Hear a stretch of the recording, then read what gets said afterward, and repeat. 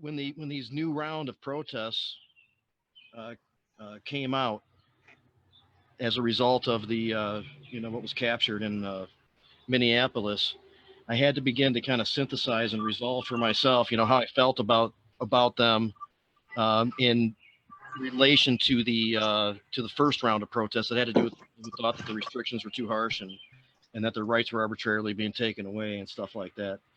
So I had to look at it from a particular way. So I'm gonna throw out a question here for us, and I'll answer it myself first.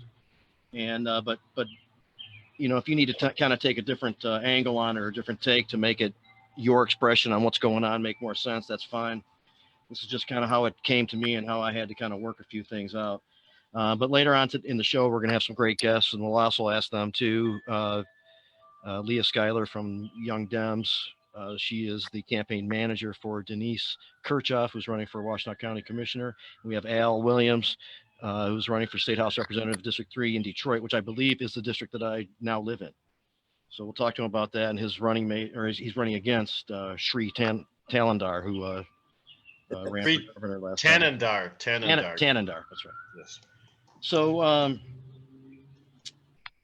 when this all erupted and people started uprising and protesting, there's a lot to this, many dimensions. Okay, so everybody has their take on it, and this is mine, maybe agreeable, maybe not in some areas, but I immediately thought, like, I still judge those people who went and protested at the Capitol when they thought their rights were arbitrarily being taken away and showed up with guns and all that kind of stuff, and in my opinion unnecessarily spread the virus around. I mean, we are still in this pandemic, and I was immediately in support of the uprising against the actions that came out of Minnesota. And of course that represents like an ongoing systematic failure and institutionalized racism and shit that dates back decades, if not centuries, of ill treatment, disproportionate treatment against a section of our society. So, they are completely different things, but I immediately felt in support of that and still remained in judgment of the other people. And I just kind of had to reconcile for myself, why that is. Is that contradictory to think like that, or can I synthesize that?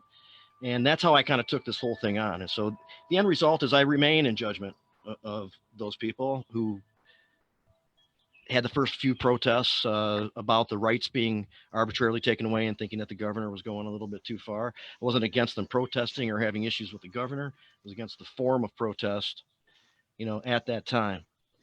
And as I pondered this a little bit, and it might not be that deep, but I realized that I think those guys are wrong. And I think that the people acting in response to what's going on are ultimately right. I believe that I can offer, or we can discuss anyway, an alternative to those who are concerned about their rights being taken away and who were part of the early protests. And but I don't think I can come up with something that's a viable alternative to the uprising that's taking place now. I am concerned about the pandemic still. I wish the people who are going to protest would wear masks and distance as much as possible. I know that wasn't happening a lot. I know Dr. Rosania, who we had on a couple of weeks ago, was very concerned about that. He made some posts about it. There's a woman in Wisconsin who posted that she went out for a day to protest, but with the intention of coming back and self-quarantining for a couple of weeks.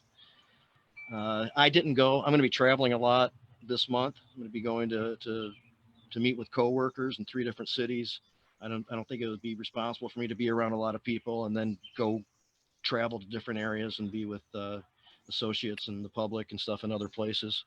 I did drive into Ferndale and drive up and down the street a couple times and offer support by honking the horns for the protesters there and giving them some fist pumps and stuff like that. But the end result for me is I still remain in judgment of those early protesters, and I am in support of this protest, but I really want to encourage people while protesting and while being a part of this to to be as careful as possible under the circumstances. And that's where I'm at. Rick, I pass it to you to let us know what you think and let us know who's here and what they think. Well, good day, everybody. As one of the people that's participated in the protests, I can tell you that during the protest at the Flint City Hall, we engaged in social distancing. There was a significant distance between everybody there. People were asked to wear masks and they complied. It was very compliant with the COVID-19 pandemic situation. The march in the streets, by its very nature, cannot have social distancing. It would be illogical to expect that it would. As far as Jamie's question being, what would be the variance between the two protests? What makes the current protest mentally viable to me and the previous protest not so mentally viable to me? And I'll tell you why. First of all, because the first protest was essentially optional. When people decided they wanted to come out and talk about Gretchen Whitmer, they chose a methodology to do it. There were lots of different ways available to them in order to gain the attention of the governor, but that's what they chose, right? With the second protest, the protest we're currently experiencing, this is the only proven way for this particular issue to get the attention of government, media, and decision makers. And the fact that it's existed for so many decades, and it's been a recurring problem that's not been resolved, in my mind, means that it's far more legitimate for people to perhaps break quarantine protocol in order to come out for an issue of this caliber, as opposed to just, I want to open my business. Although that's a very valid concern. Business is failing, the coronavirus situation is a bunch of judgments, and we always render judgment on other people's judgments. With a civil rights issue, which is what we're talking about, with a civil rights issue that's essentially been predicated on 2 or 3 or 4 rapidly occurring events, there's no other alternative. I'm going to turn it over to Deb Young. Deb, if you're still there. Deb is, of course, a long-term organizer, long-term cannabis advocate. She's seen some shit, and plus she watched Detroit burn when it really did in '67. What's your take on this? Why would we want to favor one of these methods of protest over the other? You know, there's justifiable shit and there's unjustifiable shit, and a bunch of white overweight dudes with guns whining about golfing to me is just bullshit. Pandemic. Okay. I would also like to point out that, you know, I'm sure we're going to discuss this later, but this has been going on for many, many, many fucking years, and this has got to be the worst week of my life. I have never felt this horrible. I can't sleep. It's just really a horrible situation. This has been going on, and people have been living this for many, many decades, probably all the way back to when they brought the first slave over. They've been fucking with people. You know, it isn't until white people get outraged, you know what I mean, that something's being done. So there's something to look at there too. Having said that, I think it's cool that everybody has come together and everybody has said, fuck this, we're not doing this anymore. I would also like to point out why I'm so outraged about the whole damn thing is I have had really negative experiences with police officers, and not because I was breaking the law, because I went to them for protection and they did not provide me the protection. I mean, domestic violence situations where they refused to do it, and not just one police department. I'm talking about Pontiac, Detroit, Westland, Canton, all these departments. None of them would get involved. As a matter of fact, they're all pretty dickish, I must say, through the years on this stuff. I say that those 3 cops that they have not arrested, which, by the way, if they would go ahead and arrest these goddamn cops, maybe some shit would settle down a little bit. Yeah. It could have been any 3 cops. The cop with his knee in this dude's neck. I'm not saying every cop would do that, but the 3 cops that stood there and watched it, I can tell you, you can put any cop in any force into those 3 positions, and they would have stood there and done nothing, because they're trained to do that. It's systematic. They don't stop fellow officers, and that's the problem. And then they protect them. And this is what's got me so fucking angry, because it just means that life means nothing in the US of A. Yeah. If a cop can stick his fucking knee in your throat and kill you while people are watching, and the other cops just watch, any cop would have done the same damn thing. And I have not met a cop that I would think it would not have stood there. No, they all fucking do it. Yeah. They will not. I don't blame any of the bystanders, because what are you going to do? Rush 4 armed men? I think that the bystanders themselves expressed verbally over and over how they were outraged at what was going on, but physically they were not able to stop it. The cops were physically able to stop it. And they said nothing. They stood there mute, and that's what any cop would have done. I think so. At least that's what I believe. All right, let's switch it up. Romeo Roach, friend of ours from Medical Mondays, first time joining us on Jazz Cabbage. Welcome to the program. You've heard the question. You know what we're talking about? Feed us with your knowledge, brother. You know, I'm thinking about it, and I'm trying to figure out how to phrase it properly, because you know we can feel that those people came out for a trivial reason. And it was just, you know, more of this privilege being flaunted around and what have you. But I gotta say that I think they had just as much right as anybody else. The whole thing of protest is for people to come out and voice their anger, their fears, and, you know, having them come out there and do what they did, you know, maybe they're not as angry anymore. And that's always a good thing. But you can't occupy the Capitol building the way they did. You can't get in there and chant to the point where they can't conduct business. Lawmakers were afraid to step into the chamber that is supposed to be their protected sanctum. It was not a very reputable experience. You know, but at the same time, you know, I wouldn't be surprised if this movement did the exact same thing. Not that they would get as far, you know, I'm sure they would start shooting people. They agree. But agree. you know, the whole thing about, you know, the Constitution and all of this, I thought it was to protect the stuff that we don't like, you know, not the stuff that we do like. So as a melanated person in Detroit, yeah, it's not ideal to see a bunch of white men with guns rushing the Capitol, but it's America, and they have a right to do that. And that's one of the reasons why I think they were able to get away with it. If you don't mind, I'm going to introduce Colin MacDougall, CMAC, C Murder veteran of many of these podcasts that we're doing, and also a political guy himself. Colin MacDougall, what do you think about what we're talking about here, my friend? Well, I don't know. I mean, you guys kind of all touched on it already. I mean, I have similar feelings to what you said. I just wanted to, we didn't really talk about like just how like somehow like these protests drew like people from out of the cities into the suburb and like I heard they like set up rocks and like dropped a pallet of bricks, and they people like just incited riots. They weren't even protesters, they were just there to do it. The first one in Minneapolis, I shared a video on Friday. It was about, and they caught the guy, and he was a police officer, and he started walking around. He had like a hammer and was just like banging out windows.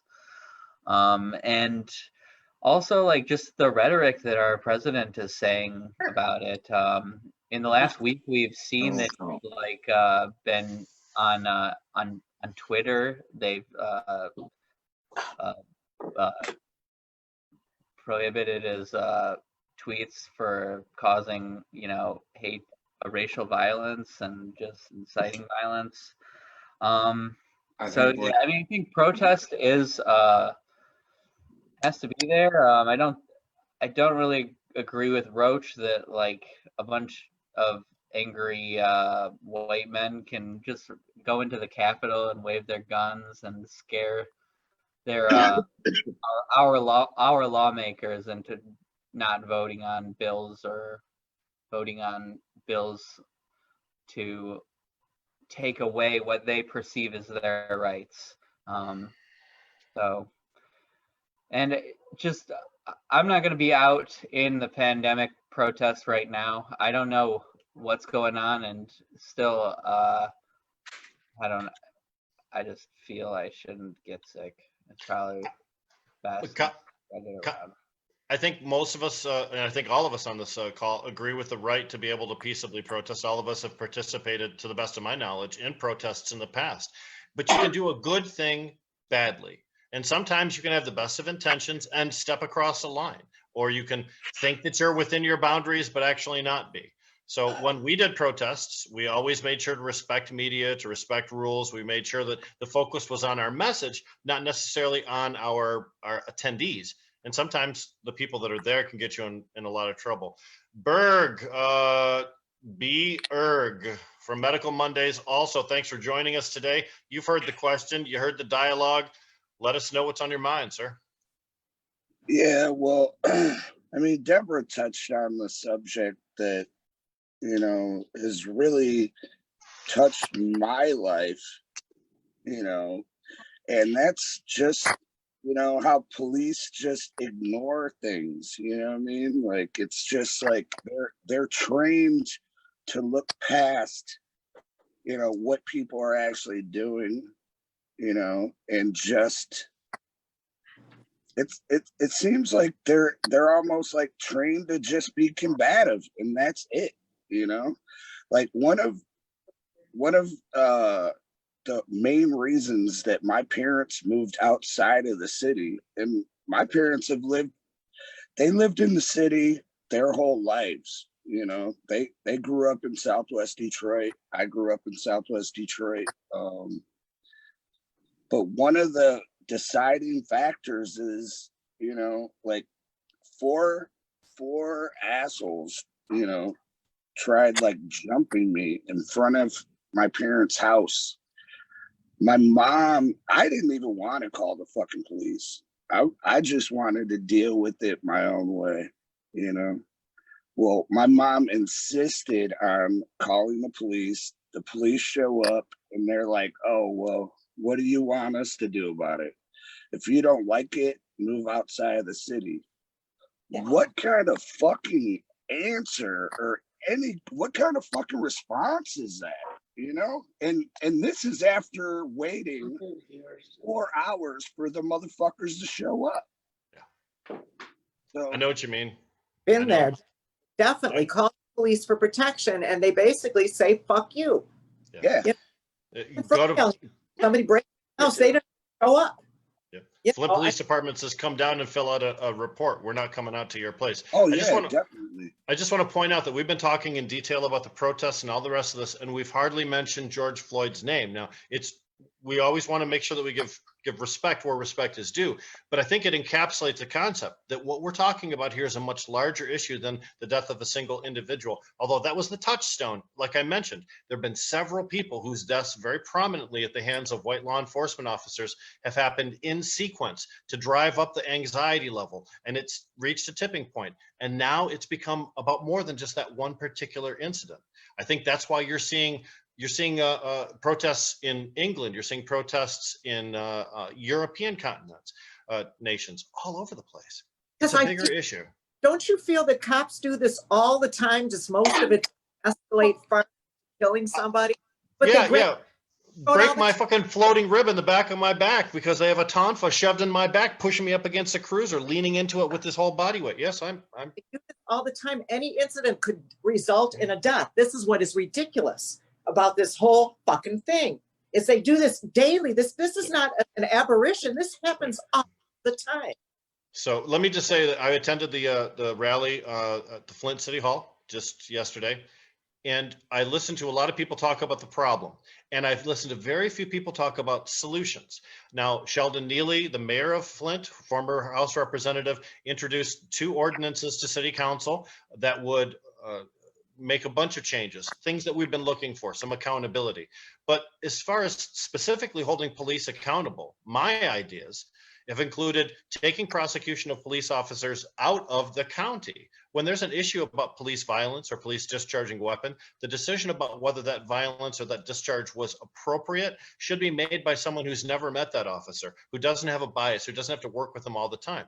And when you let Genesee County prosecutors decide what Flint City officers are guilty of and not guilty of, they work two hand in hand. There's an inherent bias there. The cops are like this. It doesn't matter if they're from different departments, man. They cover each other's ass to the end. But this is a prosecutor, not a cop. So if I've got a prosecutor from Gratiot County who's going to look into the actions of a Flint City police officer, I have no expectation that that prosecutor has any skin in the game to try and protect that Flint Police Department officer. I think it's a much fairer way for us to get justice in those instances where we have police violence. Maybe fair, but still not fair because there's still cops at the very least. There's still cops. Well, it's a more perfect system, even though it's not perfect itself. I think The perfect solution. I can't even imagine at this point. What the fuck? Nope. You So all we can do is do degrees better. We may not be able to reach optimum, but we can do degrees better, and it's better than doing nothing. The second thing I'd like to see is police have mandatory psychological review. If not, at least upon hiring, then every couple years. I want an independent person who's not associated or paid by the county, who's not associated or paid by the police department, someone totally independent, evaluating the psychology of these people. And I'd also like to have a durable jacket that sticks with those officers and follows them throughout their entire career, no matter where they go. If you had a problem in Detroit and you try and hide from that problem in Detroit by going to Hamtramck or by going to Highland Park, or maybe even going further out, so you can hide what you did, that shit should stay with you forever. No, there's that one instance where, there's I forget his real name, but we called him RoboCop in the hood. Yeah. He ended up getting fired from Detroit and then going to Inkster and continued to kill a fucking elderly black man. You know what I mean? Like, and then he went to Grosse Pointe or something after that for a while too, before he was even charged. But even if you put some kind of mechanism in place, Rick, to block them from moving to another department, they keep these bad cops in the departments. They don't get rid of them. You see that both of these cops, this one dude and the guy that they've arrested, they've had, incidences upon incidences. They don't do anything. Cops do not police themselves. That's why you have to take the review of those incidents away from police chiefs and commanders, because right now the chiefs and the commanders are the ones making the decision. But we have Lea Schuyler here, who's been on, and is that the name that you want to use, Leah? Yeah. I noticed. Okay. Yeah, Jimmy, that's good. All right. Lea Skylar is good. Chair of Young Democrats, also managing the campaign for Denise Kirchoff, who sits next to her, who is running for Washtenaw County Commissioner. Hello, everybody. Welcome to Jazz Cabbage Cafe. Now you've been watching for a little bit. You've heard the conversation. What we're talking about is, at what point do we feel like the current protests are more justified than the protests that we saw previously objecting to Governor Gretchen Whitmer's stay-at-home orders, which involved armed men taking over the legislature, essentially at the Capitol building? The several different protests. I think all of us are in agreement that we feel that the current issue is far more pressing and far more directly dangerous to our health and welfare than that previous issue was. And also that we've reached a better point in our coronavirus response to be able to gather in larger groups. But I'm curious to know, both of you, what is your opinion about what we talked about? Well, I can totally see why we're protesting about what happened to Mr. Floyd. I am the mother of a biracial young man. And I heard everybody talking about the police and how they treat people. In our neighborhood, our son actually moved out because we were having an issue. Our neighbors, every time he worked on his car, would call the police. And they would lie. They'd say, oh, he's playing loud music. Oh, he's doing this. Oh, he's doing that. And it just kept escalating. And it just happens to this dad works from home quite a bit. He's an engineer. He works from home. And the police kept coming to my house. And being a Black woman myself, I know what eventually happens. I've seen, the fake phone calls. Oh, this guy is assaulting me. This guy is hitting me. This Black guy. And then at first it was like, the guy next door is loud. The guy next door is working on his car because him and his friends, they buy cars and they drift out at MIS. They drift their cars. So anytime he walked out that door, the Washtenaw County Sheriff's was at my house. And then the one time, and I started to confront them. And my husband is like, you just calm down. I'm like, no, I'm not calming down. You have no reason to be at my house. So people were lying, and they were lying. And finally, I told my husband, I said, what eventually is going to happen before the last time they came, I said, they're going to say there's a Black man in the garage fighting, and he's got a gun, and they're going to kill my son. And the police, it just so happened my son was working on his car, didn't have a battery in it. They're like, oh, there's a black guy, tons of music. He's loud. He might be smoking dope. We don't know what he's doing.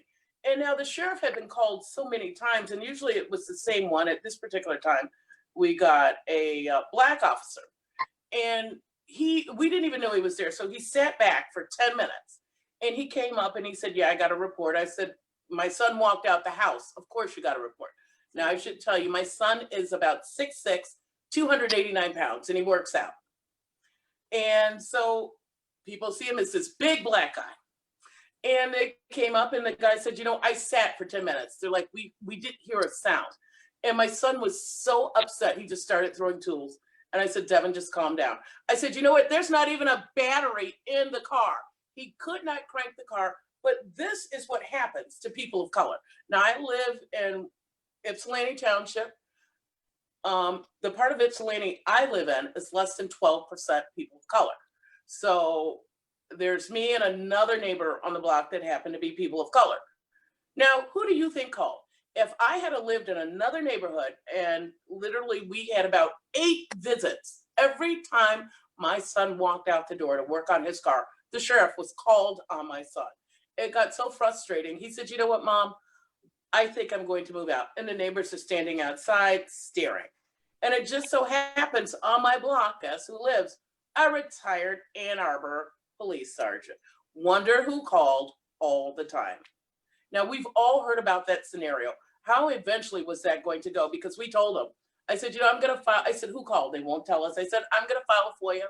I'm putting cameras outside of my house. I said, because eventually what's going to happen is you're going to come and you're going to be drawing down on my son. He's going to stand up with a wrench in his hand and you're going to put a bullet in his chest. And they eventually stopped coming. I actually tried to call the sheriff. He wouldn't call me back. They told me to call Derek Anderson. Still waiting for that call back. This happened last summer. So that's been my experience, you know, just with my son.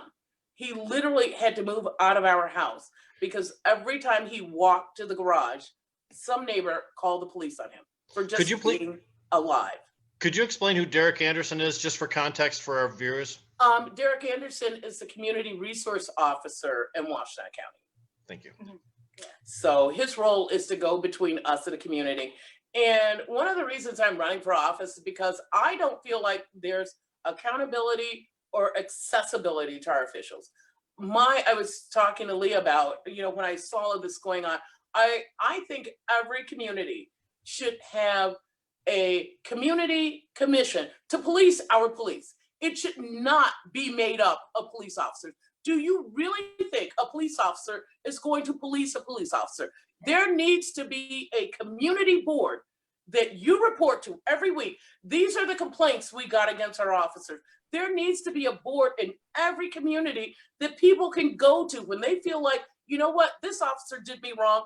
This officer did this. Because when you go and call the duty sergeant, they take it down, but they are trained to try to talk you out of filing a report by threatening, well, maybe like in Detroit, you hear like a lot of my friends say, well, you know, this officer treated me really bad. I called the duty sergeant and a duty sergeant goes, well, you were pulled over because you didn't have any car insurance.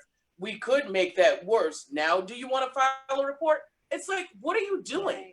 What are you saying? You have just told that person right then and there, well, if you file this report, we could make this a lot worse on you. But I think if you have community commissioners who oversee our police department and who has the ability to go in and who are trained to do their own investigations into bad behavior in the police department and who can make recommendations on police officers that live in your community, I think you wield a lot of power. But one of the problems we have is we have a lot of people in office that have been there for 20, 30, 40 years.